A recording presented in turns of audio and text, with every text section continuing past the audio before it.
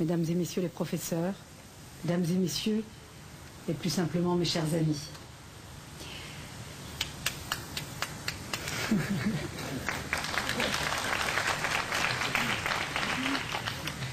Ce matin, je me suis recueillie au mémorial de Yad Vashem, et cela restera pour moi l'un des moments les plus forts de ma venue en Israël.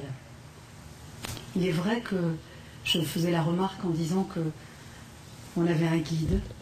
J'avais un guide qui m'expliquait à chaque étape, et j'ai pas pu dire un mot pendant toute cette visite.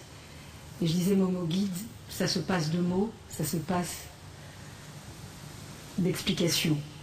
Les images, les objets, toutes ces histoires, toutes ces vies qui ont été détruites parlent d'eux-mêmes. Dans la salle des enfants, je me suis posé beaucoup de questions sur notre monde, et il est vrai que d'entendre égrener le nom des enfants et leurs âges, je ne suis pas restée très longtemps. Mais j'ai pensé à la Shoah, au peuple juif, à sa souffrance, à son martyre. Et c'est aussi dans ces moments que l'on mesure la responsabilité de l'engagement politique. On s'engage en politique, généralement, sur des valeurs, des convictions, pour construire un monde meilleur, un monde de paix. Et dans cette région du monde, ce mot a tout son sens. Un monde de justice, mais également un monde de fraternité. C'est ce message d'espoir que je suis venue dire sur cette terre d'Israël et dans cette prestigieuse université. Je tiens tout particulièrement à remercier le professeur Rubinstein pour l'accueil qu'il m'a réservé. C'est aussi un véritable plaisir de rencontrer l'une des grandes figures de la cause des droits de l'homme. Et je suis aussi venue à Herzliya pour vous parler de la France, de cette France amie d'Israël, de cette France qui, depuis l'élection de Nicolas Sarkozy, est en train de se réformer, de se moderniser, de s'adapter aux enjeux du XXIe siècle. De cette France qui devient plus forte chez elle pour mieux travailler pour la paix dans le monde. Depuis près de 18 mois, la France est un mouvement, vous l'avez rappelé, c'est une France qui change. Pendant trop longues années, la France est restée immobile. On parlait de réformes, mais elles étaient sans cesse repoussées. On parlait de rapprocher les Français, on a laissé le communautarisme s'installer. On parlait de solidarité, l'exclusion s'accentuait. Nicolas Sarkozy a donné un nouveau souffle à la France. Il l'a aidé à retrouver ses vraies valeurs, ces valeurs universelles qui ont fait la richesse de la France et ces valeurs qui font aussi la grandeur de l'État d'Israël. La nation française s'est construite au fil des années, au fil des siècles, sur le courage des hommes et des femmes qui étaient ses enfants. Elle a aussi accueilli, au nom de la liberté et des droits de l'homme, ceux qui, à travers le monde, cherchaient une protection. Aujourd'hui, la France a 1000 visages, elle est multiple. Et je vous le dis avec force, cette diversité est la richesse de mon pays. La France est pleine de talents, pleine d'idées, pleine d'énergie, qui ne demandent qu'à s'épanouir. Il y a ceux qui font le choix du repli sur eux-mêmes, du communautarisme, du rejet de l'intégration républicaine. Il y a aussi ceux qui rejettent l'autre et ses différences. Ce n'est pas ça la France, en tous les cas, ce n'est pas celle que j'aime. C'est pour cela que Nicolas Sarkozy a souhaité mettre en place une nouvelle politique. Une politique dans laquelle les valeurs de notre République occupent une place centrale, une politique dans laquelle le travail est encouragé, où la liberté d'entreprendre est facilitée, où l'esprit d'entreprise et d'initiative est valorisé. Une politique qui fixe des repères, des règles, un cadre de vie. Une politique où chacun, sans distinction de race, de religion, de couleur de peau, peut trouver sa place. Il faut rétablir le respect, l'égalité, la solidarité avec les plus modestes ou les plus vulnérables. Il faut toujours défendre l'esprit d'ouverture, l'humanisme et la liberté. Vous en êtes l'exemple. Il faut privilégier la créativité, l'inventivité et la tolérance. Cela commence dès l'école. Aujourd'hui, l'école redevient un lieu de savoir, de culture et de pensée.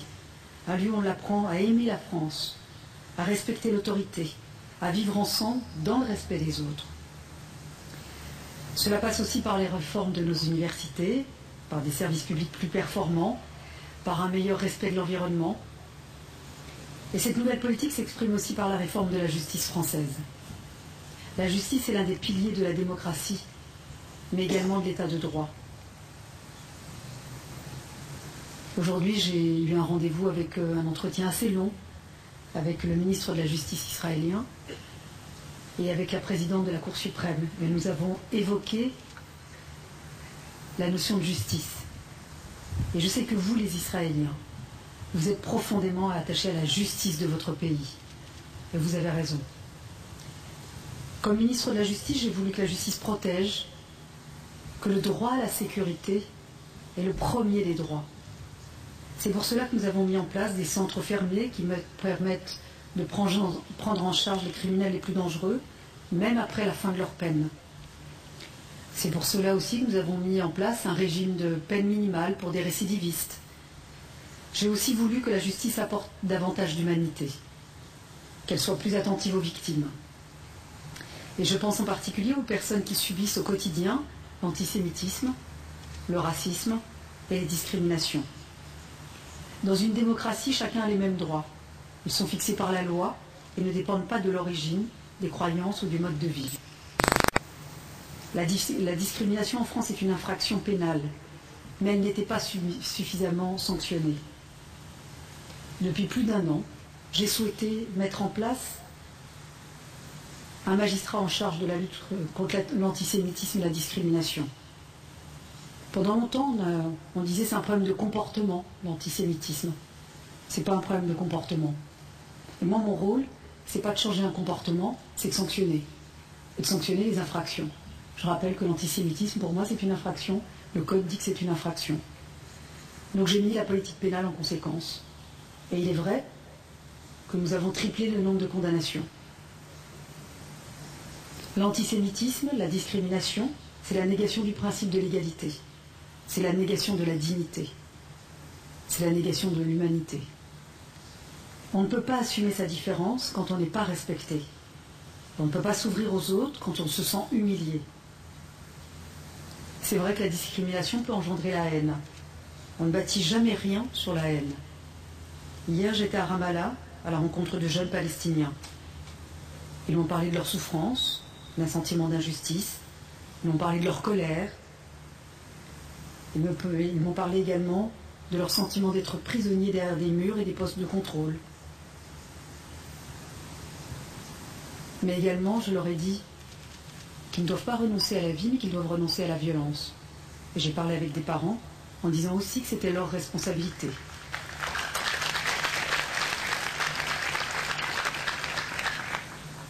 Et si une mère, si les parents ne donnent pas l'envie de vivre à ses enfants, mais envie de mourir ou de se condamner par la violence, c'est aussi leur responsabilité.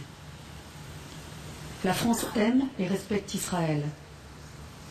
J'aime Israël et j'aime les Israéliens. Israël est une grande démocratie qui connaît le poids des souffrances et des injustices. Le peuple israélien doit pouvoir vivre dans la paix et dans des frontières sûres et reconnues.